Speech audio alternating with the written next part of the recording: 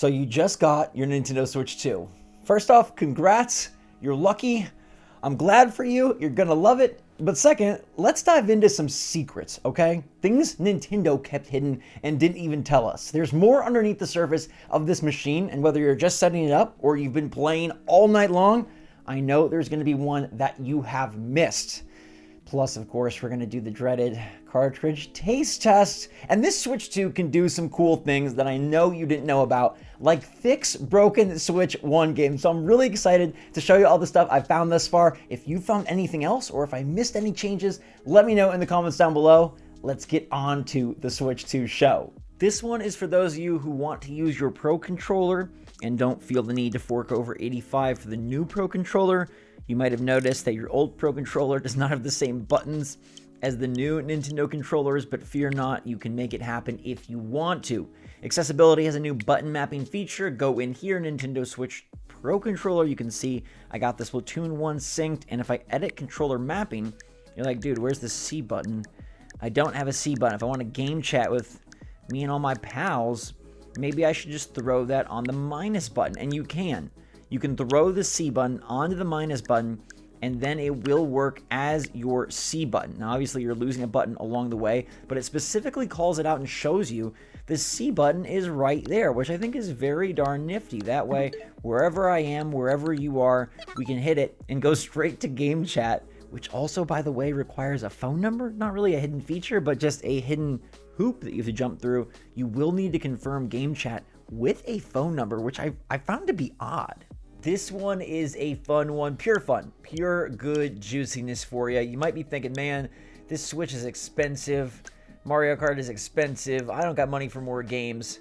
One of the games for Switch 2 does have a demo, all right? So if you go to Street Fighter 6 here and you click on this version, not the bundle that they're advertising, there is a Switch 2 Street Fighter 6 demo. Now, as far as I've checked, none of the other Switch 2 games have a demo. Obviously, there's Switch 1 games that have demos that then become like, free Switch 2 upgrades. But in terms of a Switch 2 game with a demo, boom, baby. That's a free demo for you to play something new that looks and runs great on your brand new system. While we're here in direct capture, let me show you one other way to unlock your system's true potential. If you go to internet settings and then change settings, something you can do down here is the MTU. Now, some people's MTU needs to be set to 1500 and it will speed things up tremendously. So if you don't know specifically, you could try and look it up. If not, just give it a go. Throw it to 1500 and see if that does not dramatically improve the speed of your connection when you're downloading games. For me, the download speeds on Switch 2, I think, have been a significant step up from Switch 1. And we can see that here as this demo is already 54% of the way downloaded, and we basically just got started. One of the very best things that the Switch 2 can do is fix broken games. Nintendo didn't talk about this, and they probably should have, because we know that there's set game updates like for Zelda Tears of the Kingdom, and then there's patched game updates like for Mario 3D All-Stars, but there's also, my friends, just making games work that did not work before. Batman Arkham Knight ran like absolute dog trash.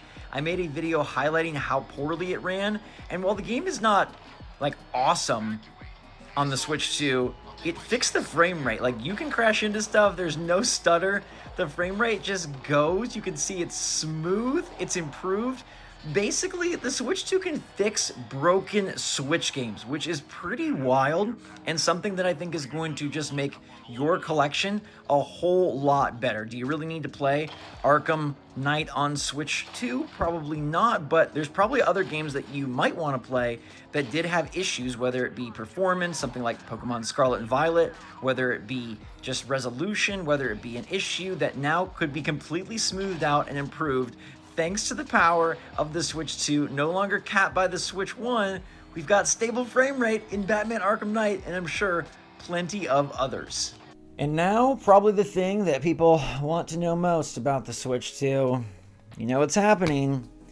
We've got a cartridge, Cyberpunk, one of the only games that's on an actual cartridge. I don't know if game key cards have a taste to them, but we're about to find out if game cartridges have a taste to them like the Switch 1. So Here we go. This one's red, cherry flavored maybe, watermelon, could be strawberry. Ooh. It's instantly bad. Yeah, it's instantly bad. I was gonna try to say like maybe it's got like that, like it's instantly very bitter. Ugh, God. It lingers. It lingers. Don't lick your cartridges. I did it for you. You don't. They're no better tasting. They're red, but they're not flavored. What the heck?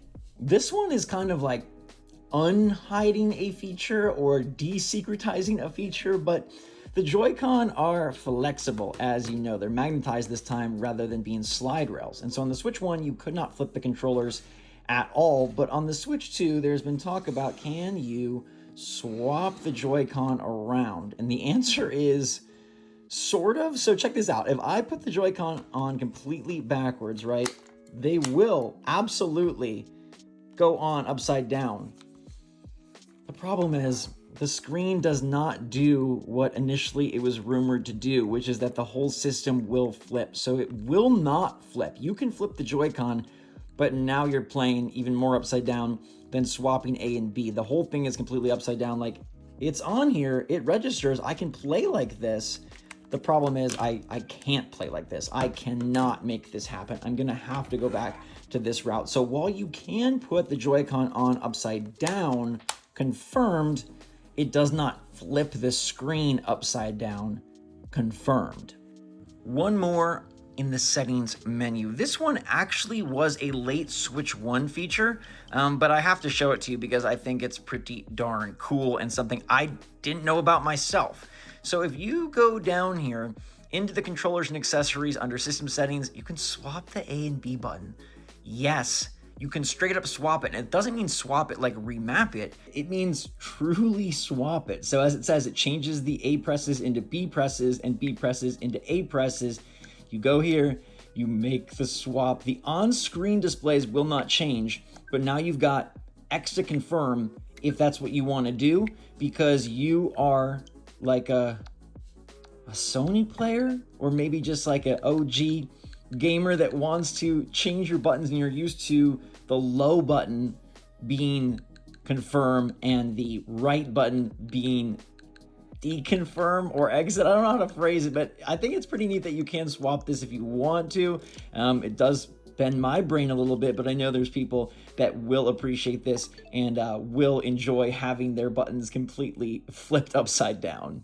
We are all over the place in this video. For this one, we're on the Nintendo website, and you're probably wondering why. How is this a hidden feature? What is this doing with my Switch 2 system? But for the Switch 2 and virtual game cards, if you want to load them onto a system and they're previously linked to a system you no longer have, it's going to ask you to bring that system nearby, and obviously you can't because you don't have that system anymore. If you do have the system, it's super easy. You bring it nearby. It basically transfers the ability to load virtual game cards. But if you don't have that system and you feel like you're screwed because it's telling you, bring this other Switch near, you go to accounts.nintendo.com, the main website, and you click on Game Systems, and you'll be able to see the systems that you have.